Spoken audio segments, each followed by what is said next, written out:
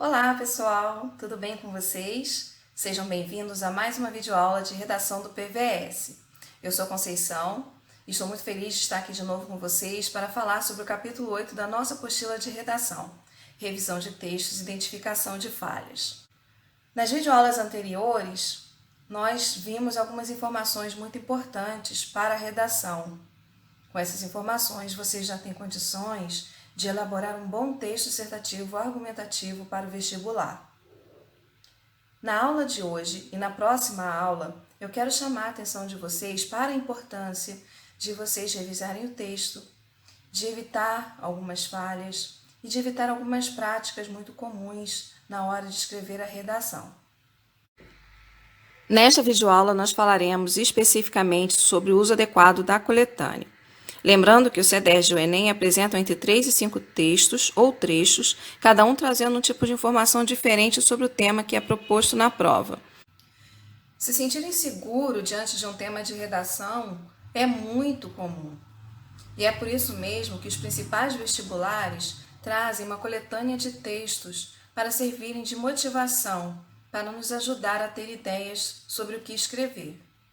Na verdade, mesmo quando você acha que não se sentiu inseguro com o tema, é muito importante ler essa coletânea de textos com atenção para confirmar se o seu entendimento da proposta está correto. Então, fazer uma leitura atenta dos textos motivadores é sempre muito importante. Os textos motivadores, muitas vezes, podem acabar deixando o candidato inseguro sobre como ele pode ser usado. Uma dúvida muito comum, que a gente costuma ter diante dos textos motivadores eu posso usar os textos motivadores no meu texto? E, na verdade, a resposta é não pode usar os textos motivadores. Eles estão ali, como o próprio nome diz, para motivar. Então, os textos motivadores, eles têm duas funções principais. A primeira função dos textos motivadores é orientar o candidato para que ele não se perca nos inúmeros caminhos que a temática pode possibilitar. Ou ainda pode ajudar a entender qual é essa temática, quando é uma temática que nos deixa inseguros, que nós não sabemos muito bem que encaminhamento dar, os textos motivadores vão nos ajudar a esclarecer. E a segunda função dos textos motivadores é propriamente motivar, nos dar ideias, nos ajudar a mobilizar outros repertórios socioculturais que sejam válidos para falar daquela temática. Então, vamos deixar bem claro o que a gente não pode fazer com os textos motivadores. Primeiro, não se deve copiar os textos motivadores, de jeito nenhum, porque isso, inclusive, pode levar a nota zero. Depois, não se deve copiar trechos, frases, parágrafos, É melhor evitar de copiar o texto motivador, mesmo que seja um pequeno trecho, mesmo que seja uma pequena frase. E também não é recomendável parafrasear a ideia central do texto motivador. Não é recomendável parafrasear somente. O que pode ser feito? Você pode parafrasear e, em cima dessa paráfrase, construir a sua própria interpretação da ideia central, desenvolver o seu raciocínio próprio. Agora, parafrasear o texto motivador sem acrescentar as suas reflexões, a sua interpretação, não é aconselhável. Então, vamos confirmar o que a gente pode fazer com os textos motivadores. Para que eles estão lá? Eles estão lá para serem lidos e interpretados, para que a gente consiga perceber quais são as informações principais, qual é a sua ideia central, como que ele dialoga com a frase tema da proposta. Então, nós vamos ver a seguir algumas dicas com exemplos de como nós podemos fazer isso. Dica 1. Sublinhar as palavras-chave, expressões ou frases que tenham relação com o tema ou sejam relevantes para discuti-lo. Primeira coisa, a gente deve identificar quais são as palavras-chave da proposta e já refletir sobre ela. Quando a gente lê o texto motivador, a gente já vai ler tendo essas palavras-chave em mente, para que a gente consiga orientar a nossa interpretação do texto motivador. Então, a gente deve sublinhar essas palavras-chave. 2. Reler o texto para entender sua ideia central e resumi-la. É hora de escrever, resumidamente, qual é a ideia central. Deixar anotadinho, em algum lugar próximo ao texto, qual é essa ideia central. 3. Refletir e relacionar a ideia central a outras ideias. Escrever suas próprias reflexões. Já entendemos qual é a ideia central, agora é o momento de acrescentar a nossa própria interpretação àquele texto. Então, a gente deve fazer anotações dessas nossas ideias, da nossa interpretação, relacionando com essa ideia central. 4. Relacionar o texto com a temática, com o contexto histórico e sociocultural, com outros conhecimentos. Já entendemos qual é a ideia central, já fizemos as nossas próprias reflexões, então nós devemos pensar se temos algum repertório sociocultural adicional para acrescentar. Pensando nesse tema que nós estamos analisando, individualismo e compromisso coletivo, eu pensaria nas ideias de Zygmunt Bauman, que é um dos pensadores do nosso tempo. Ele traz o conceito de modernidade líquida, que se relaciona com essa temática, porque ele fala da fragmentação do indivíduo, ele fala do enfraquecimento das instituições, e ele fala das mudanças que estão ocorrendo nas relações sociais, que estão se tornando mais frágeis, mais passageiras e mais maleáveis.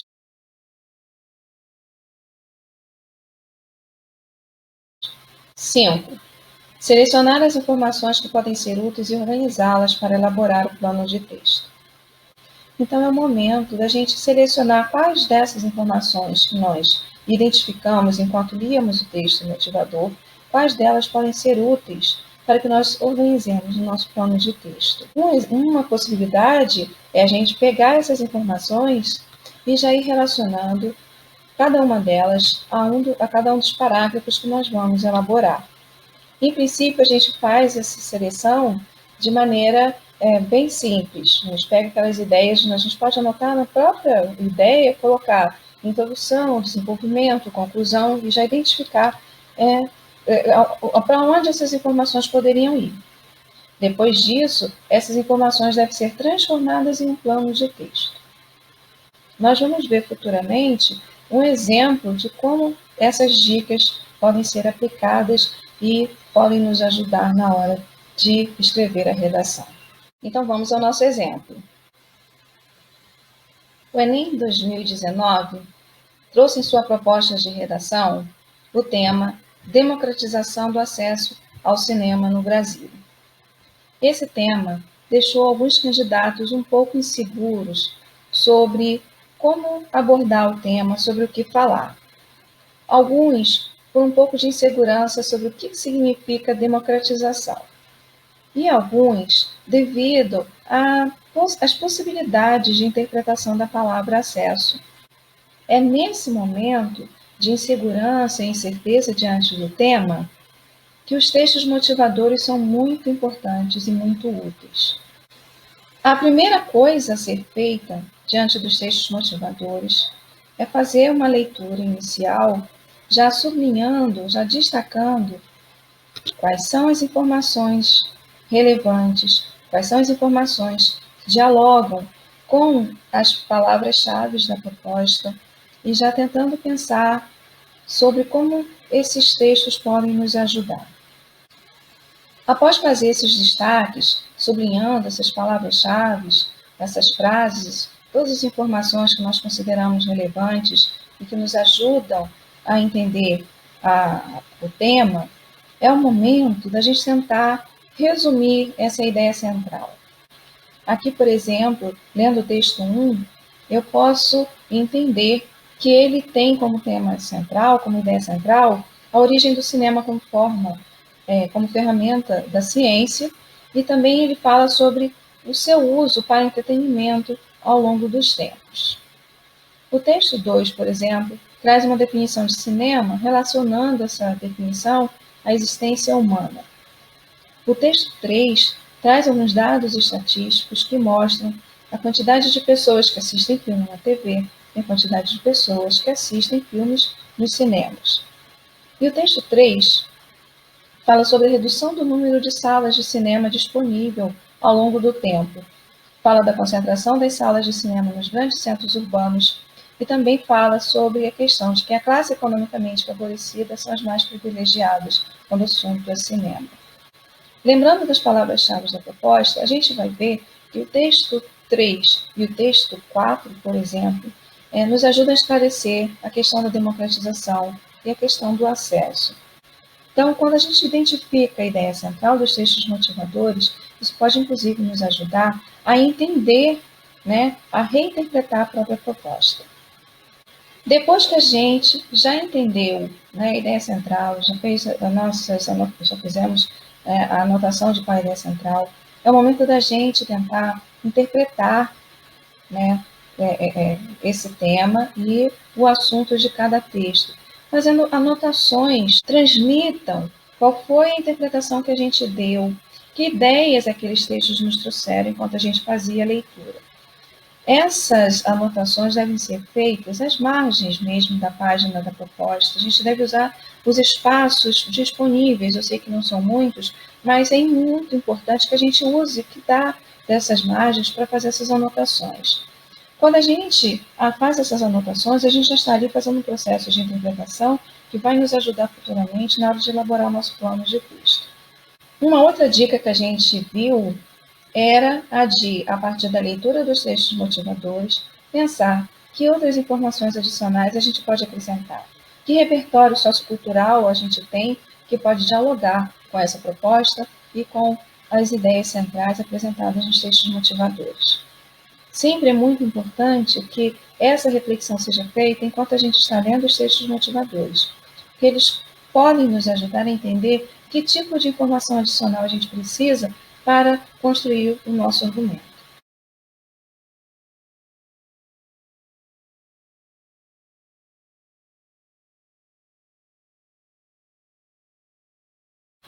Com relação a essa temática do Enem 2019, por exemplo, eu usaria o seguinte repertório.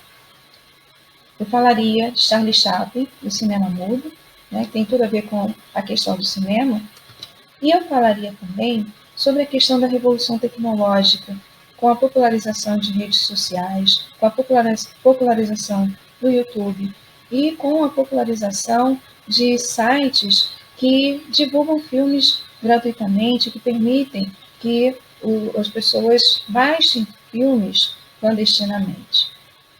E como que essa revolução tecnológica tem impactado no cinema atual? Então, são algumas informações adicionais, não foram dadas nos textos motivadores, mas que tem tudo a ver com a temática que está sendo proposta ali.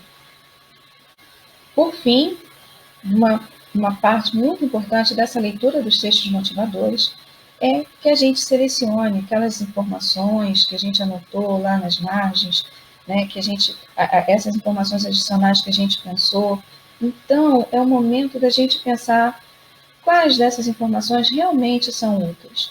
E aí a gente seleciona essas informações e tenta organizá-las, já pensando em cada um dos parágrafos.